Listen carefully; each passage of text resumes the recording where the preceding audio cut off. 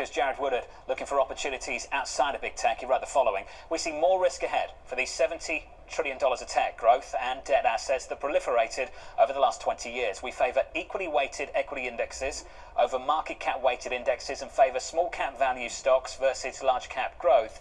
Jared Woodward, I'm pleased to say, joins us right now. And Jared, you also prefer the rest of the world over the United States. So can we start there?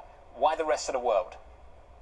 Well, John, when you think about the big equity indexes, you think about where they're concentrated and what the big risks are that they face in a world of higher interest rates, potentially higher trend inflation, big macro pressures. That's not a world in which very expensive growth stocks tend to thrive, and unfortunately, that's still the best way to describe the S&P 500.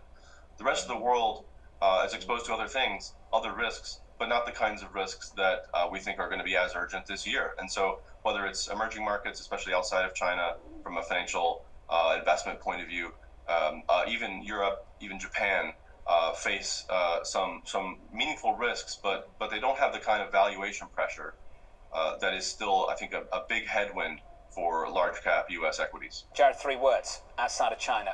I heard those 3 words louder than anything else you said. Jared, we've come into a new year. China's ribbed. Everyone's getting on board, and you just said outside of China. Jared, why is that?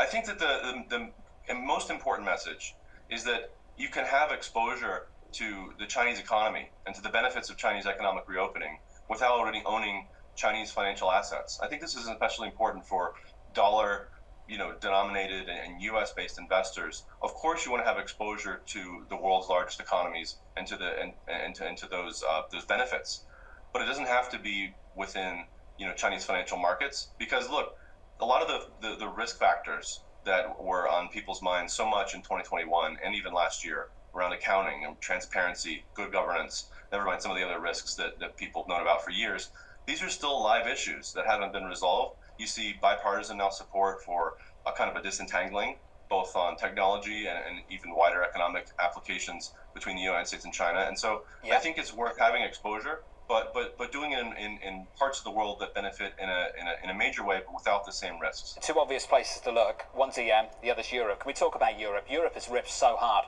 off the lows of last year, and it's had a tidy rally as well to start the year too. Can we talk about Europe and whether it's just lucky with the weather and it's a trade, or whether there's something here a little bit longer term? I think it's a tactically, even for 2023, a good trade.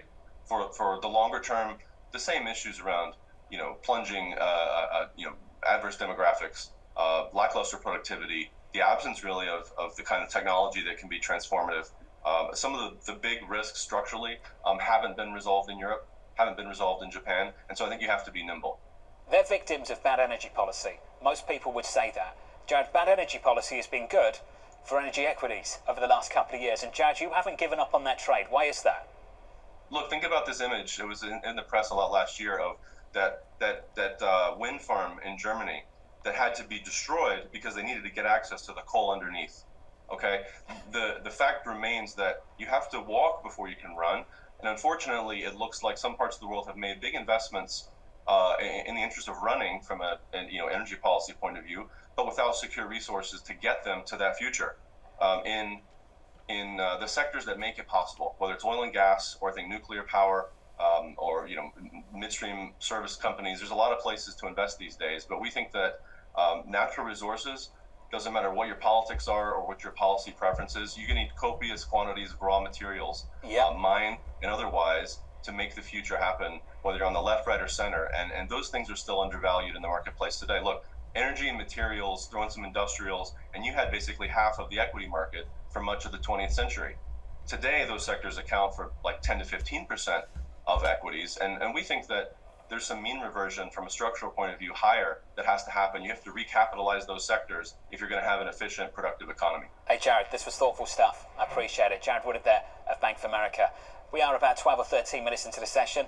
Equities are positive 0.2%. I mentioned DM, emerging market assets recording their best start to the year since the 1990s. I think China is quite pivotal.